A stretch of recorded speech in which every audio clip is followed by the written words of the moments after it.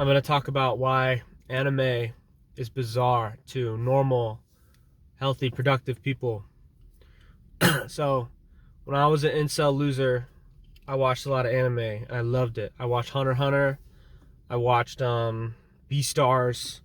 Then I got married and had kids, and I now cannot watch anime. And what I'm going to explain some of the things that they do in anime that makes no sense to normal, good, productive people. Um, so imagine you're watching Rocket Power, and Nickelodeon has this like non-sexual show about teenagers, and then like on the side they license out the teenagers from that show as like sexy vinyl figures for collectors for like $200 a pop. That'd be really weird. That'd be weird, and and people would throw a fit about it because the characters are teenagers. In Japan, you'll have high school shows where it's not sexual, or maybe there's a little bit of sexual like gags here and there, and then the company making the show will release vinyl figures of the characters dressed in very little clothing and marked up. This would not fly in a normal country with normal audiences. It flies in Japan because the audiences that consume the anime there want to have sex with the characters who are not adults, but whatever. That's already weird. The other thing they do in anime is they expect you to know certain things without any exposition. So, for example, in Japan, make sure you can't see shit there. In Japan, they'll have a character with cat ears and a cat tail for no reason, and they'll never explain where this race of character comes from. And I remember when I was like 12, the reason they didn't localize the Sonic OVA in America and they just gave us the British version is because at first they thought Americans wouldn't get the cat girl. And they're right to think that. Americans don't understand that because it makes no sense. Sonic is an animal. Tails is an animal. Eggman is a man. Yet you have this girl that's like a teenage cat girl. They never explain this. Video games and anime in Japan do this all the time, like Xenoblade. They like to have these small-breasted, short, skinny girl characters that are supposed to be like intelligent, and they'll give them cat ears. And that's like a type of character that exists across Japanese media. It's kind of like American TV shows will have like the dumb fat dad character, like Homer Simpson and Peter Griffin. So if you watch like a new show like Bob's Burgers and you see the Bob's Burger dad, you already know who that is, right? So Japan has this too. They have prepubescent girls that are smart, that have short hair with cat ears, and their name is Nia or Neo or Nia. It's almost always like Nia. And this is like a character that they constantly recycle and reuse over and over again. The big titty girl with like no brains that is just stupid. And then the normal girl that's not an angel, that was like your classmate, that knew you since childhood, that like expects better of you, but the main character is like a horny piece of crap. These are like every anime has these characters. And like Americans, like normal Americans, I'm not talking about like people that consume anime, I'm talking about like a normal person would see this and be like, what the hell is going on? And I want you to think of a great cartoon, right? Think of SpongeBob. I was talking about this with my friend. SpongeBob, the characters in SpongeBob, you have an adult with the mind of a child working at a dead-end job, but he doesn't care. He loves his job anyway. He's always optimistic. He doesn't expect better from his boss. He doesn't expect better from his and that's a great character. It's not even like a realistic character. These types of people really don't exist. SpongeBob is larger than life. Think about that versus like your standard hero or like protagonist of any kind. You either have like the shonen character, which is like overly determined for no reason, not realistic and boring, or you have the like, I can't talk to girls, I'm so shy, I'm such a loser, and then girls fall out of the sky and try to suck his dick as fast as possible. Neither of these are realistic. These are stupid scenarios. These are boring. Okay, isekai scenarios, boring, unrealistic. I don't care. I don't want to know what happens. I don't want to see him become like a better person in the isekai realm. I don't care. That's stupid. SpongeBob is what I call whole fiction, meaning there's a whole universe in SpongeBob that is consistent, and in the world of SpongeBob, everything's realistic. So you have like the fish, they walk, they don't fly around, they're walking on the ground. That's like standard across the board. You have like little gag jokes related to each fish's race. So for example, Mr. Krabs' eyes go in his head, and Mrs. Puff blows up when she's stressed out. Like, these are simple gags that make sense in the world of SpongeBob. SpongeBob has his own consistent world, just like, Harry Potter and like the Lord of the Rings. Like, you have these like whole settings where there's a consistency and a rhythm to everything that goes on. Whereas in anime, it's like there's like a template for what can happen in the show. Hold on, I want to make sure that like this is recording, because this is a good rant. I don't want no one calling me.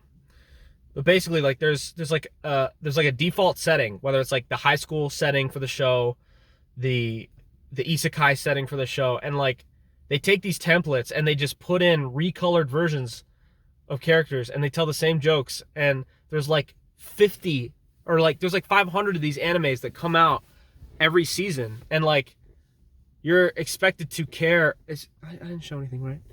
You're expected to like care about this and like want to watch more. And like it's really sick that there are people out there, like whether American or Japanese, it's sick that people will like follow anime and like want to watch the new season's anime of like it's the same cast of characters, it's the same setting.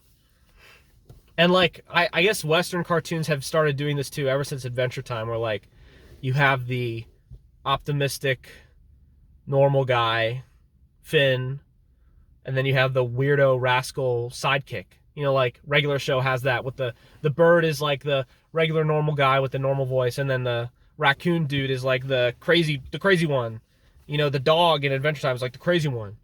And American cartoons have started doing this. I mean, like American cartoons have been bad forever. SpongeBob is the only good one, really. SpongeBob and Ed, Edd n Eddy. That's it. Those are the only good shows that were targeted for kids like ever made. But just like the anime problem is like I can really pinpoint like why it's bad and like why Western normal people don't like it. The other reason is like, so yeah, they expect you to just like know. They expect you to just like know things. Like if there's a girl with cat ears and like no titties that looks like a child, they expect you to know that technically she's an adult and she's really smart, and she has short hair because she's really smart, and her cat ears, like she's a cat person. They never explain it.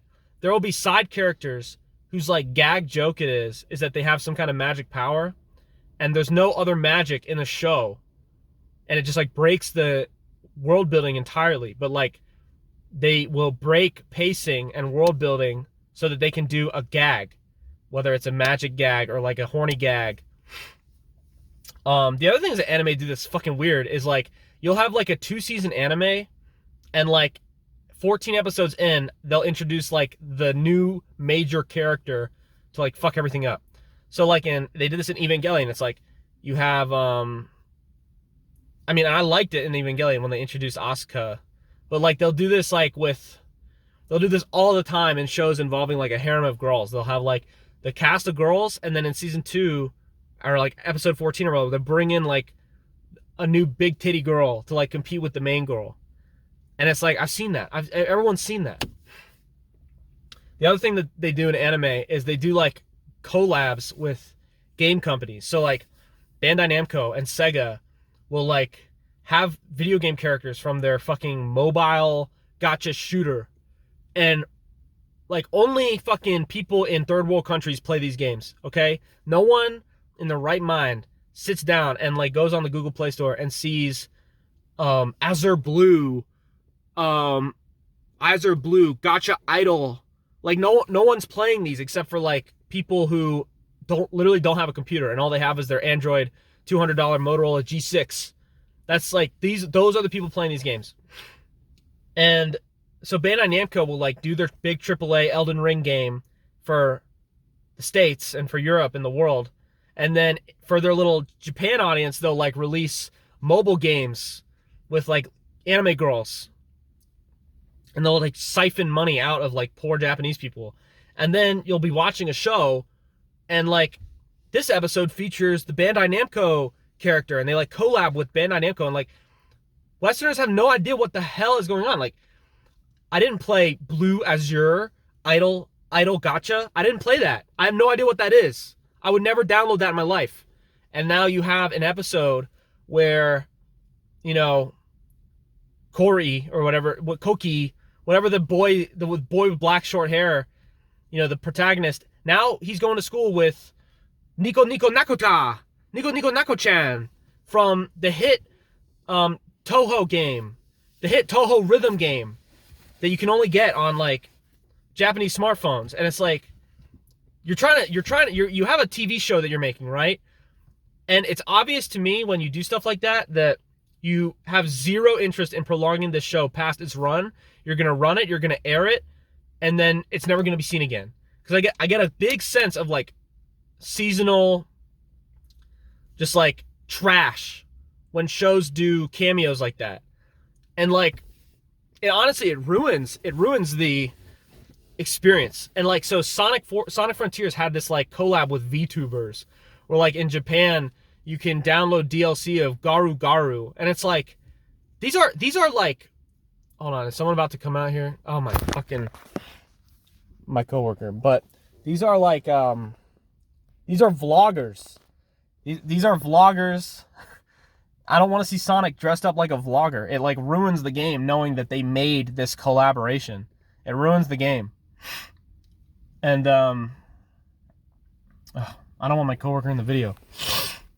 It ruins the game knowing that like Sega, because these VTubers are fucking huge. They have trillions of followers. So Sega would sacrifice the integrity of their game so that Garu Garu Shark-chan will play Sonic Frontiers for 5 minutes on YouTube so that trillions of people can watch it and watch her go, oh, this game is so fun. Oh, I just got hit. Oh my god. Oh.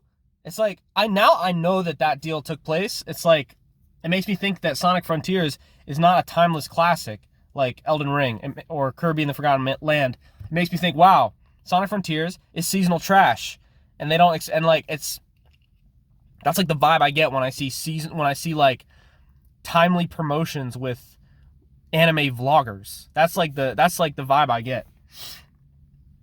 So yeah, obscure collaborations, reused characters, reused settings. I mean, like, how many times have you seen the parade episode, the beach episode? It's like the same, and the same things happen in each episode. It's like, man, there's not a creative anime left. It's either ripping off of that Disney guy, it's either ripping off of some shonen, or it's ripping off of Sora no Otoshimono, and that's fucking it.